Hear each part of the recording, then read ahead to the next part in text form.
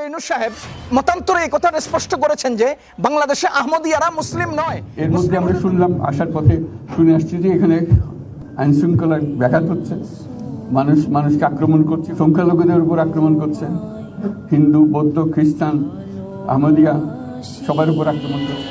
বিসমিল্লাহির রহমানির রহিম, আলহামদুলিল্লাহি ওয়াহদা ওয়াসসালাতু ওয়াসসালামু আলা মান লা নাবিয়্যা বা'দা, আম্মা বা'দ। قال الله تعالى ما كان محمد أبا أحد من رجالكم ولكن رسول الله وخاتم النبيين وقال رسول الله صلى الله عليه وسلم أنا خاتم النبيين لا نبي بعدي। সম্মানিত দর্শক, বাংলাদেশে যুগ যুগ থেকে আমাদের মুরব্বীদের পক্ষ থেকেই খতমে নবুয়তের একটা আন্দোলন চলমান রয়েছে। আমাদের শুরু থেকে মুরব্বীদের দাবি, আমাদের সকল মুসলমানদের দাবি, মুহাম্মাদুর রাসূলুল্লাহ সাল্লাল্লাহু আলাইহি ওয়াসাল্লাম শেষ নবী, তারপরে কোনো নবী নেই। সুতরাং গোলাম আহমদ কাদিয়ানী ভণ্ড, মিথ্যাবাদী, কাজ্জাব, এবং সে তার অনুসারীরা কাফের, কোনো সন্দেহ ছাড়া কাফের। এই আন্দোলন বাংলাদেশে যুগ যুগ ধরে হয়ে আসছে।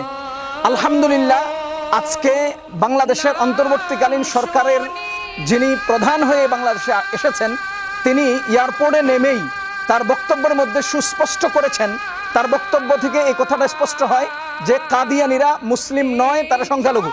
তিনি সুষ্ঠুভাবে বলেছেন যে আমরা জানতে পেরেছি সংখ্যালঘুদের উপর আক্রমণ হচ্ছে, হিন্দু, বৌদ্ধ, খ্রিস্টান, আহমদিয়া। তিনি দুইটা শব্দ উচ্চারণ করেছেন, প্রথমত সংখ্যালঘু, তো আহমদিয়ারা সংখ্যালঘু।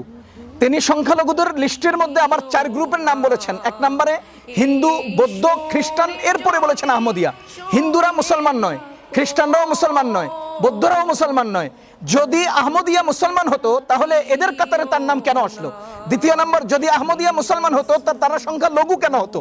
বুঝা গেল ডক্টর ইউনূস সাহেব মতান্তরে এই কথাটা স্পষ্ট করেছেন যে বাংলাদেশে আহমদিয়ারা মুসলিম নয়। মুসলিম হলে তারা সংখ্যালঘু হতো না, তারা সংখ্যাগরিষ্ঠ হতো। এরা সংখ্যাগরিষ্ঠের অন্তর্ভুক্ত নয়। আমি স্পষ্টভাবে এই আওয়াজ তুলতে চাই বাংলাদেশের সকল ওলামায়ে কেরাম এবং ধর্মপ্রাণ মুসলমানদের পক্ষ থেকে, ডক্টর ইউনূস সাহেব সহ অন্তর্বর্তীকালীন সরকারের সকল সদস্যবৃন্দের কাছে আমরা আহ্বান জানাতে চাই যে ডক্টর ইউনূস সাহেব যে কথা বলেছেন যে সংখ্যালঘুর মধ্যে আহমদিয়ারাও, তারা মুসলমান নয়, তাদেরকে মুসলমান নয় এই কথা সাব্যস্ত করে দিন। আমাদের দাবি কাদিয়ানীরা কাফের, এদেরকে কাফের বলেই আপনারা বাংলাদেশে বসবাসের সুযোগ দিয়ে দেন।